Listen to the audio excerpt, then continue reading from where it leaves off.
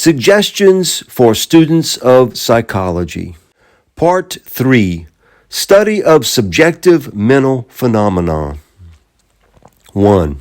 Observation. The mental process by which we become conscious of physical phenomenon is called observation. When external phenomenon are brought into such relation with the individual as to affect the organs of sense, vibrations are associated in the sensory nerves, which are transmitted to the brain, where they are received by the mind as impressions. Impression. Impressions received through the sense of touch rouse in the mind sensations of muscular resistance, from which are derived ideas of the nature of the surface and substance of any material object brought into contact with the surface of the body. Impressions received through the sense of sight rouse in the mind sensations of light and color, from which are derived ideas of the form and color of material objects. Impressions received through the sense of hearing rouse in the mind sensations of sound, from which are derived ideas of tone and articulation. Impressions received through the sense of taste rouse in the mind sensations of taste, from which are derived ideas of the flavors of substances. Impressions received through the sense of smell rouse in the mind sensations of smell, from which are derived ideas of the odors of substances. Impressions received through what is called the vital sense aroused in the mind sensations of heat and cold, hunger and thirst, weariness and rest, comfort and pain, from which are derived ideas of body conditions. Sensation. If the same objects of thought under the same material conditions be presented to the mind at different times, it will be found that the impressions received from them at one time will differ from those received at another. For instance, if I enter a room when my mind is preoccupied with some foreign subject, the impressions which I receive will be general and vague. I may not become conscious of many of the objects in the room. On a second occasion, when my mind is not so preoccupied, I may enter the same room and I shall become conscious of the objects before me, their properties, and their relation to one another. On the first occasion, my senses were just as active as on the second, and the vibrations were conveyed to the mind, which they entered as impressions. But I paid no heed to these impressions, so they became inactive, and the sensations which they were capable of arousing did not respond to them. In the second instance, the mind was free to receive these impressions, the sensations were aroused, and the ideas formed in the mind. An impression of which the mind is conscious is called a sensation. Presentation. The sensations which are aroused by the impressions which enter the mind through the sensorium influence the sensitive mind substance so as to form in the mind a presentation or image of the object whose presence occasioned the impressions.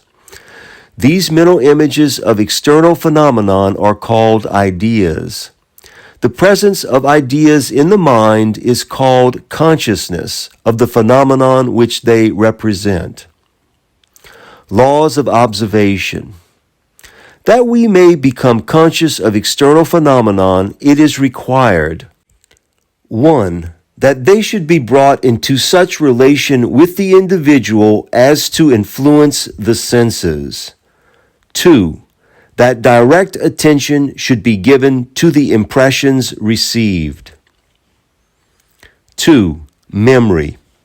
When an idea is presented to the mind, there arise in connection with it ideas derived from former observations which bear a relation to it. The power to reproduce ideas derived from former observations implies the power to retain ideas presented to the mind. The power to retain and reproduce ideas is called memory. Circumstantial memory. When an idea is presented to the mind, we recall ideas which have appeared in the mind simultaneously with some former presentation of the same or similar idea.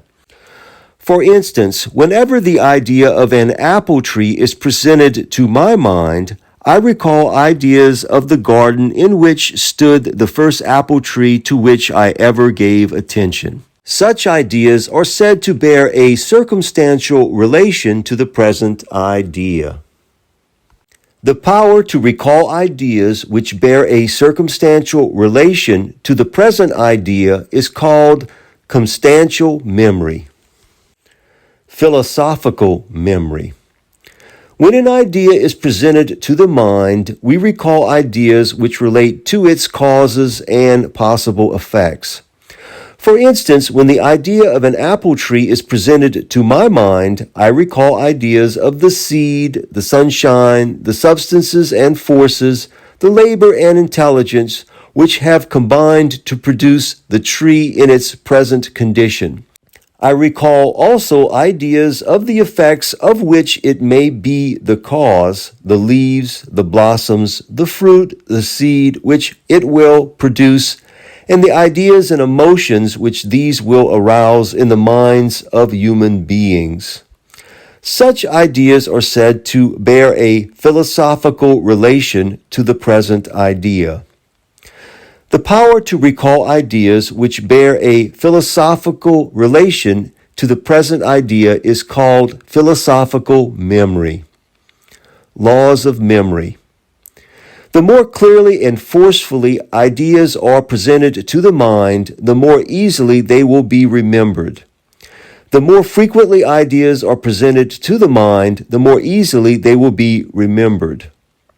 The more immediate and important the relation which they bear to ideas already established in the mind, the more easily the ideas be retained. The more immediate and important the relation which they bear to the present idea, the more easily will ideas be recalled. 3. Imagination. When we combine the idea of an object of thought having certain properties with the idea of an object of thought having certain other properties, we create in the mind an idea of an object having all the properties of both original objects. The power to create an idea of an object whose properties are different from those of any object ever observed is called imagination. All the ideas employed by imagination in creating new ideas have been at some time derived from observation. Information. When a description is presented to the mind, the ideas presented by the symbols used in language are aroused and combined by imagination in that relation with one another with which the description suggests. This product of imagination is called information. Information differs from knowledge in that it is the product of imagination, while knowledge is the product of reason. All the ideas represented in a description must be already familiar to the mind in order that information may be derived therefrom. Dreams. When a number of ideas recalled by memory or created by imagination are presented to the mind, without reference to the natural relation between them, the product is called a dream. During sleep or when the mind is in an otherwise passive condition, dreams are apt to occur. That modification of the power of imagination which produces dreams is called fancy. Ideals. When we think of persons whom we admire, we are inclined to form in the mind an image of ourselves as performing the acts and possessing the qualities which make them admirable to us. Such a combination of ideas is called an ideal. Invention. When the activity of imagination is guided by reason to combine different kinds of knowledge, in order to produce new knowledge to be applied in making useful combinations of natural forces and substances, it is called invention. Art. When the activity of imagination is guided by reason to produce such combinations of ideas as will, if expressed in form, motion, or sound, appeal to the artistic sensibility, it is called poetic imagination, and its use of the powers of expression is called art. Laws of imagination. The activity of imagination requires 1. Well-trained observing powers. 2. Well-developed memory. 3. Careful study of descriptions. 4. Well-trained artistic sensibility. End of laws of imagination. 4. Intuition. Ideas which are derived from observation are called objective ideas. Whenever an objective idea is presented to the mind, we are conscious of the presence of ideas not derived from observation. For instance, whenever the idea of a form is presented to the mind, we are conscious of the idea of space, which is not derived from observation, but seems to be inherent in the mind. Whenever the idea of a change is presented to the mind, we are conscious of ideas of power and of time. Ideas of space, power, and time are called intuitive ideas.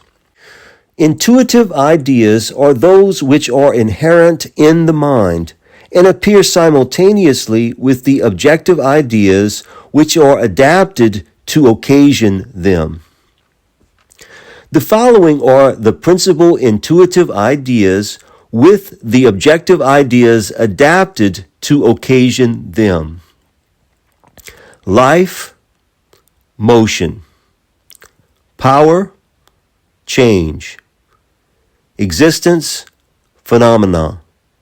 Space, form. Time, change. Cause and effect, phenomena. Whole and parts, divisibility of objects. Number, objects. Value, desirability of objects. Resemblance, objects having similar properties. Difference, objects having different properties. Beauty, objects of pleasure. Good and evil, objects of pleasure and pain. Right and wrong, moral acts. End of the list of intuitive ideas with associated occasions. Subjective ideas. Ideas which present as subjects of thought the mental states aroused by the presentation of objective ideas are called subjective ideas. The intuitive idea of personal identity appears in the mind simultaneously with every subjective idea. 5. Intellect. When two or more ideas are presented in the mind at the same time, we know that their objects bear a relation to one another, and that the relation between the objects is the same as that which exists between the ideas. In order to discover what that relation is, we compare the ideas with one another. This is called thinking. That power of the mind which thinks is called intellect. Thought. The product of this comparison of ideas is a complex idea or thought, representing the objects of the ideas as bearing a certain relation to one another. Truth. A thought which presents ideas as bearing that relation to each other which exists between their objects is called truth. Knowledge. Consciousness of truth is called knowledge. The basis of all knowledge is the primary truths which are derived from the simultaneous appearance in the mind of ideas derived from observation and those presented by intuition. For instance, if the idea of a form is presented to the mind, the intuitive idea of space is presented simultaneously, and we know that the form occupies space. This is a self-evident or primary truth. A necessary truth is one of the denial of which involves an absurdity, i.e., affirms something of an object or subject of thought which annihilates it. For instance, the thought that a whole is equal to the sum of all its parts is a necessary truth, because to think that a whole is greater or less than the sum of its parts is to annihilate the idea of the whole. A physical truth or fact is one which is derived from observation, the testimony of the several senses in regard to its objects being carefully compared and repeated observations compared with one another. A probable truth is one derived from comparison of truths already established. For instance, I know that to smile expresses pleasure. If I see a person smile, my conclusion that he feels pleasure is a probable truth. 6. Reason. That mental process by which we derive new truth from truths already established is called reasoning. Reasoning consists in deriving a new truth from the comparison of two truths already established. Elementary reasoning. When an idea is presented to the mind, it is contemplated first as a whole and then as consisting of parts, which the mind proceeds to separate from one another. This mental process is called analysis. The idea of an apple may be divided into several parts, viz., ideas of its form, weight, hardness, smoothness, etc., derived from the sense of touch. Ideas of its form and color derived from the sense of sight. Ideas of its odor derived from the sense of smell. Ideas of its flavor derived from the sense of taste. Ideas of its parts and their construction derived from the analysis of the object. Form, weight, hardness, smoothness, color, flavor, odor, divisibility, etc., or properties of the object called an apple. The idea of the object as possessing these properties is called a concrete idea. The ideas of the properties as part of the object are called abstract ideas. We now proceed to examine each of these properties by comparing it with the abstract ideas of like properties which we have derived from analysis of ideas of other objects. For instance, by comparing other ideas of the forms of the apple with our abstract idea of form, we find that it most resembles the form called a sphere, and concluded that the form of the apple is spherical. In this manner, the qualities of the properties of an object are defined and knowledge concerning them obtained.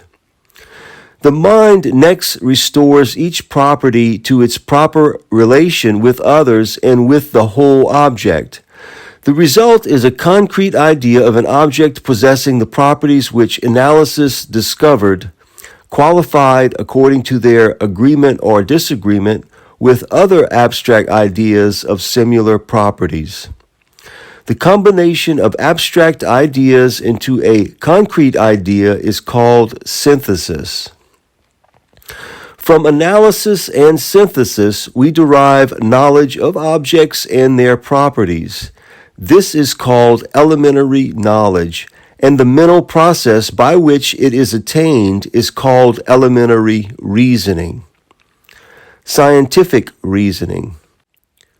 When we have attained knowledge concerning a number of individual objects and discover that among them are several which possess similar properties, we group our ideas of these objects together and form a class.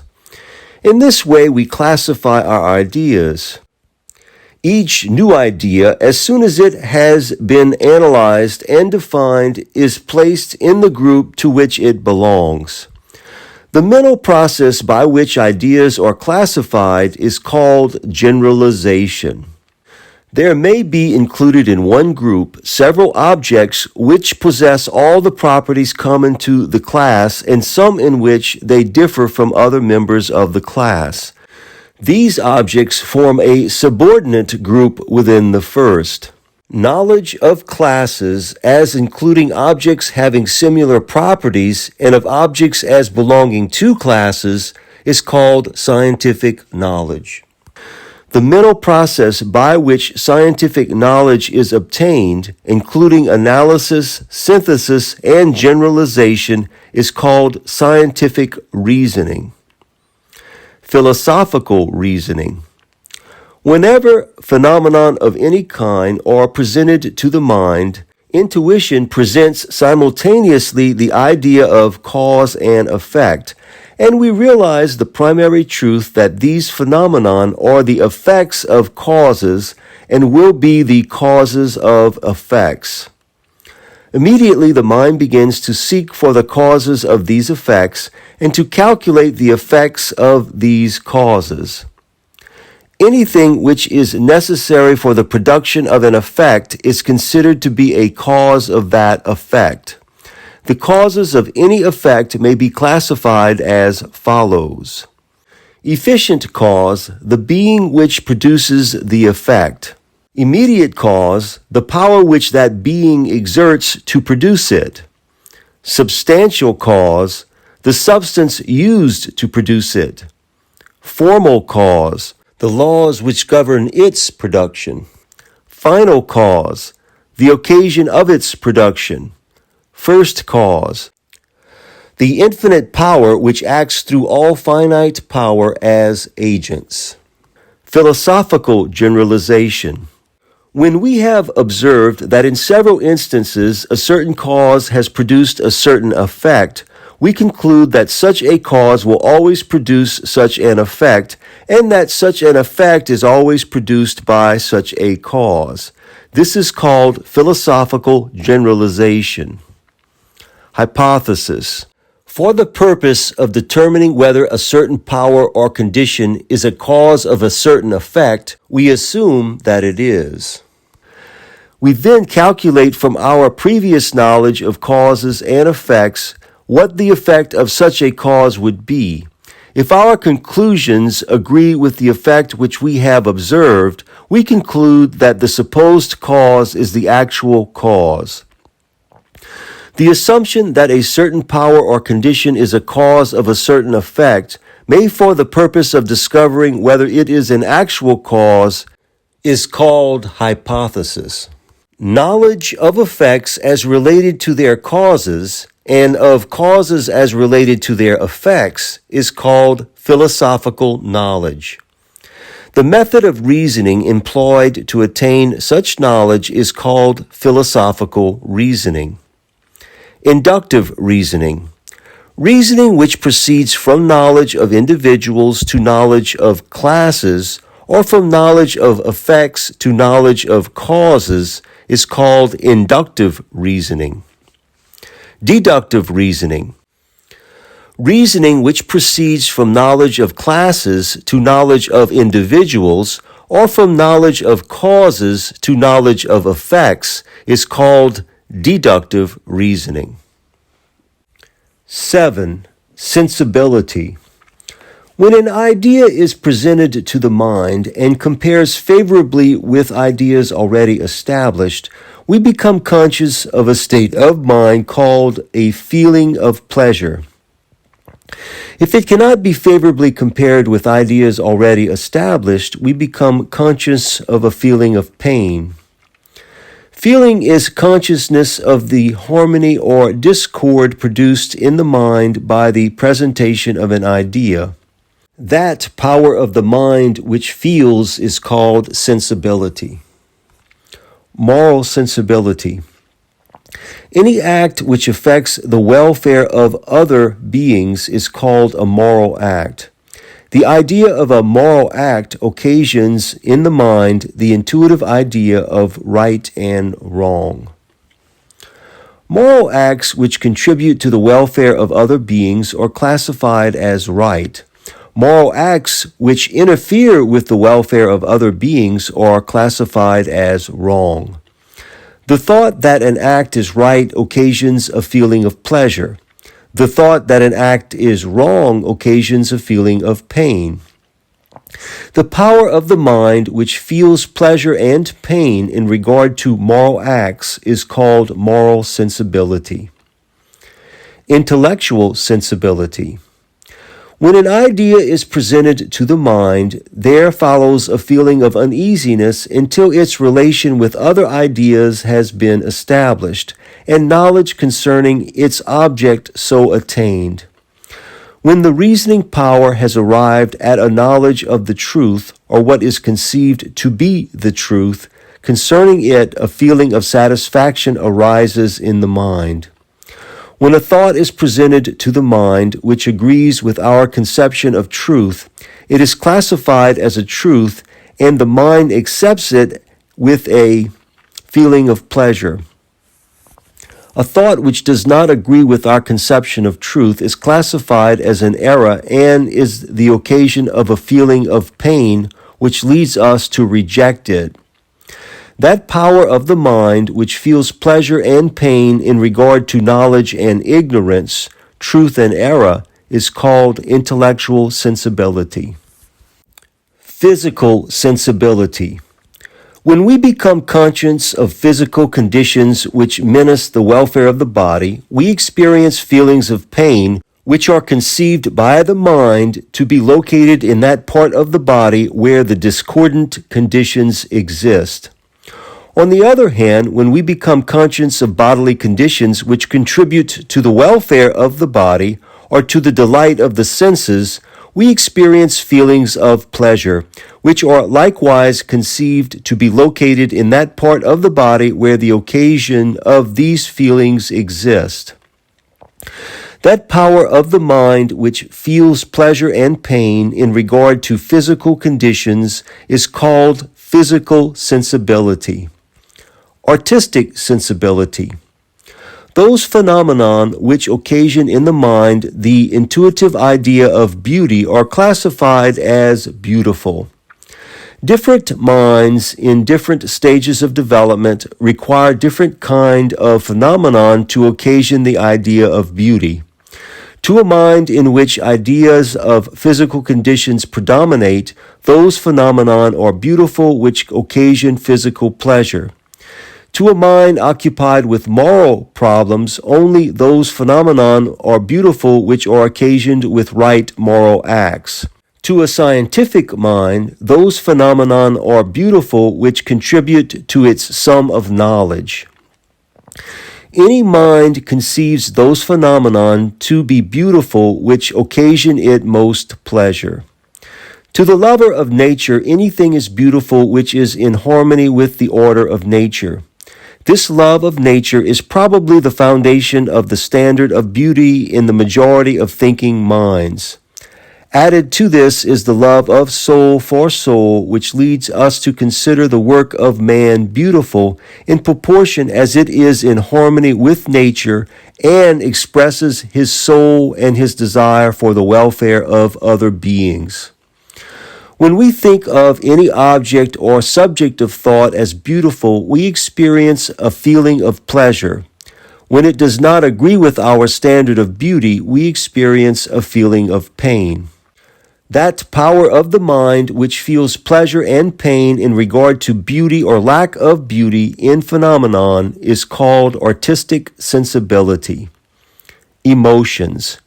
Any object or subject of thought which occasions a feeling of pleasure, physical, mental, moral, or artistic, is classified as good. Any object or subject of thought which occasions a feeling of pain is classified as evil. The mind is attracted toward that which it conceives to be good and repelled by that which it considers evil. The attraction of the mind for good and its reaction from evil are called emotions. The attractions of the mind for good may be called positive emotions, and its reactions from evil, negative emotions. Love, joy, faith, hope, peace, courage, pride, charity are positive emotions. Hatred, anger, fear, jealousy, envy, sorrow, despair, shame are negative emotions. Affections. When a certain idea being repeatedly presented to the mind always occasions feelings of pleasure, there is established in sensibility an inclination to feel positive emotions toward the object of that idea. Such an inclination is called a benevolent affection, and its opposite, occasioned by the repeated appearance of an idea which occasions negative emotions, is called a malevolent affection. 8. Will. Whenever the presentation of an idea occasions a feeling of pleasure, the mind directs the forces of the body to produce such changes in the condition of matter as will bring the individual into more favorable relation with the object of the idea. When an idea occasions feelings of pain, the mind directs the vital forces to produce such changes as will tend to remove or destroy the object of the idea. That activity of the mind which determines in what manner the vital forces shall act is called choosing.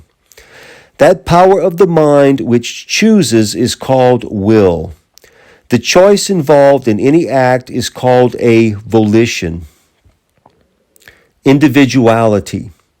The idea of a strong will is usually associated with the idea of a powerful individuality. A strong will is the power of deliberate choosing. Some persons imagine that they exert the power of a strong will when they exhibit the trait of character termed obstinacy. This is the determination to follow a certain course of action regardless of reason or feeling. This is a sign of a very superficial mind, for in great individualities, the power of the will is guided by reason and sensibility and held subservient to the love of the soul, which seeks the welfare of all rather than its own. The greatest individual is the one whose volitions are governed by the broadest knowledge and the deepest feeling.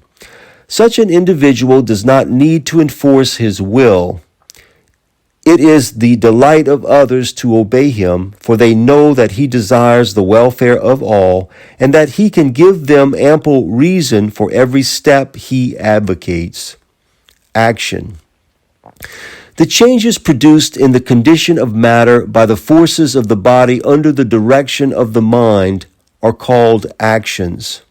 All action is the direct expression of volition, volition of emotion, emotion of thought.